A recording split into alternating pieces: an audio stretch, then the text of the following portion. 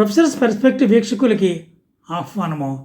సంపన్న దేశాల కూటమైనటువంటి G7లో సభ్యదేశము, American military కూటమైనటువంటి నేటోలో సభ్యదేశము, 5 ice అనే బ్రిటిష్ మూలాలు ఉన్నటువంటి 5 దేశాలలో ఒక సభ్యత్వ దేశము అయినటువంటి కెనడా ఈ మధ్య గత 3 ఏళ్ళుగా భారతదేశ వ్యతిరేక వైఖరిని బాగా అవలంబిస్తున్నది. ఆ దేశ ప్రధాని అయినటువంటి జస్టిన్ ట్రూడో గారు భారత వ్యతిరేక వైఖరినే కాకుండాను ఖలిస్తానీ వేర్పాటువాదులకి ఊతమిస్తున్నాడు.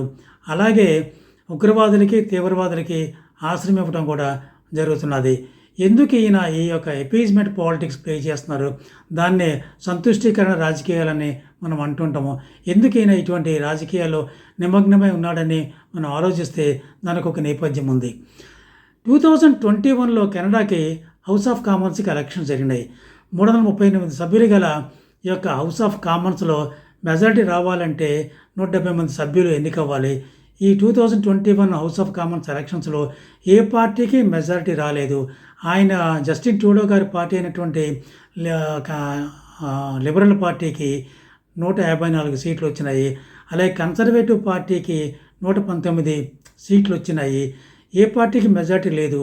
అప్పుడు జస్టిన్ ట్రూడో పార్టీకి బయట నుండి సపోర్ట్ ఇస్తామని చెప్పి న్యూ డెమోక్రటిక్ పార్టీ వారికి హామీ ఇచ్చింది. వారి యొక్క అవుట్ సైడ్ సపోర్ట్ తోటి ఈ యొక్క మన జస్టిన్ ట్రూడో గారు గత 3 ఏళ్ళుగా కెనడాకి ప్రధానమంత్రిగా వ్యవహరిస్తున్నారు. ఈ న్యూ డెమోక్రటిక్ పార్టీ యొక్క అధ్యక్షుడు ఎవరు అంటే అధ్యక్షుడు జగ్మీత్ సింగ్. జగ్మీత్ సింగ్ మన పంజాబ్ నుండి కెనడాకి వలస వెళ్ళినటువంటి కుటుంబం యొక్క నేపథ్యం ఆయనకు ఉంది. ఆయన ఖలిస్తానీ వేర్పాటు వాది. ఆయన యొక్క సపోర్ట్ తోటి ఈ యొక్క జస్టిన్ ట్రూడో గారు గత 3 ఏళ్ళుగా అధికారం ఉండటం జరిగింది. కాబట్టి వాళ్ళని సిక్కు మతస్థులని, ముఖ్యంగా వేర్పాటువాదుల్ని ప్లీజ్ చేద్దామని చెప్పి ఆయన చాలా ముందుకి వెళ్ళిపోవడం జరుగుతున్నది.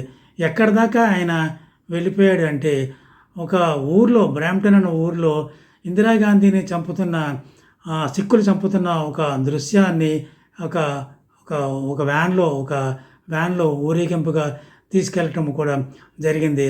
అలాగే గురు పత్వంత్ సింగ్ పన్ను అన్న వ్యక్తి హిందూ దేవాలయం మీదకి అటాక్ చేయండి, అలాగే హిందువుల్ని చంపండి, భారత హైకమిషనర్ని చంపుతాము, జయశంకర్ గారిని చంపుతాము, నరేంద్ర మోడీ గారిని చంపుతామని ఎన్నో బెదిరింపులు కూడా చేయటం జరిగింది.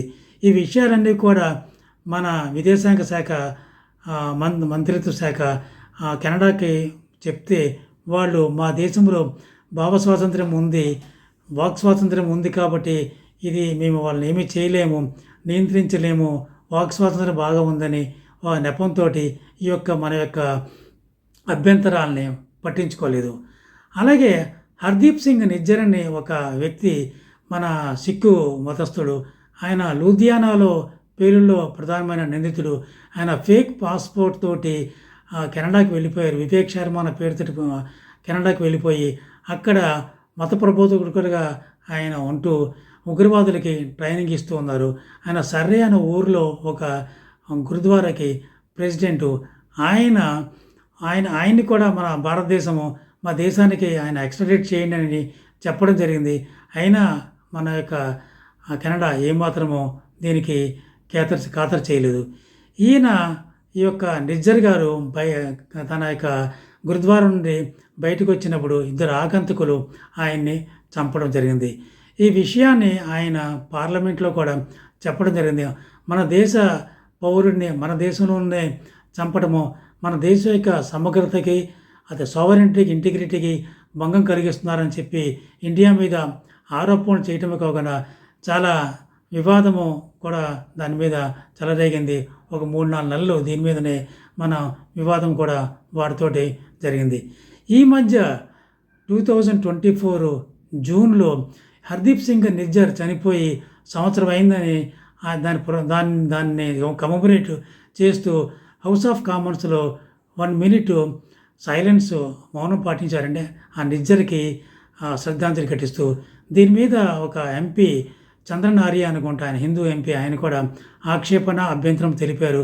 నిజ్జర్ కన్నా ఎక్కువ మంది, చాలామంది కెనడా దేశస్తులు కెనడాకి ఎంతో కంట్రిబ్యూట్ చేశారు కదా, వారికి కాకుండా ఆ హంతకుడికి మనము ఈ యొక్క శ్రద్ధాంజలి ఘటించడం ఏంటంటే చెప్పడం కూడా జరిగింది. అయినా కూడా ఈ యొక్క జస్టిన్ ట్రూడో గారు ఏమాత్రము ఖాతరు చేయలేదు.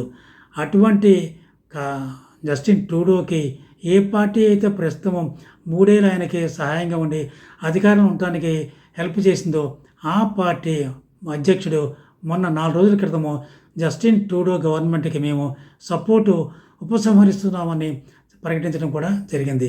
ఎందువల్ల ఈ యొక్క జగ్మీత్ సింగ్ ఆయన ఎందుకు ఈ యొక్క ప్రభుత్వానికి సపోర్ట్ ఉపసంహరిస్తున్నారంటే, ఈ ఒపీనియన్ పోల్స్లో జస్టిన్ ట్రూడో ఆయన ప్రత్యర్థి కన్నా 18% లోనో ఉన్నాడు. అందువల్ల ఆయన ఏమనుకున్నారంటే, ఎప్పుడైనా Justin Trudeau next year October election జరగవలసి ఉన్నాయి, ఆ ఎలక్షన్లో ఆయన ఓడిపోతారు కాబట్టి ఈ సింకింగ్ బోట్లో మనం కూడా ప్రయాణించడం ఎందుకని చెప్పి ఆయన వీళ్ళకి సపోర్టు విత్డ్రా చేసుకోవడం జరిగింది. ఈ యొక్క విత్డ్రా చేసుకుంటే ముందు కూడా ఆ లిబరల్స్ని ఒక కామెంట్ చేసి కూడా ఆయన విత్డ్రా చేశాడు. ఏమన్నారంటే, liberals two week and two selfish అని చెప్పి కూడా వాళ్ళ మీద ఒక అభియోగం చేసి ఈ యొక్క పార్టీకి సపోర్ట్ విత్డ్రా చేయడం కూడా జరిగింది. ఎప్పుడైనా నో కాన్ఫిడెన్స్ మోషన్ ట్రూడో మీద పెడితే ఖచ్చితంగా ఈ యొక్క ట్రూడో పదవి నుండి దిగిపోవాల్సి వస్తుంది, ఆయన ఇంటి ముఖం పట్టవలసి వస్తుంది. జస్టిన్ ట్రూడో గురించి మనకి ఏంటంటే తెలిసింది ఏంటంటే, తన యొక్క స్వప్రయోజనాల గురించి అని దేశం యొక్క ప్రయోజనాల్ని తాకట్టు పెట్టి ఇంకొక దేశంతో ద్వైపాక్షిక సంబంధాలని చెడగొట్టుకున్నారు, లేకపోతే పాడు చేసుకున్నారని మనం అనుకోవచ్చు. Thank you very much for watching this video.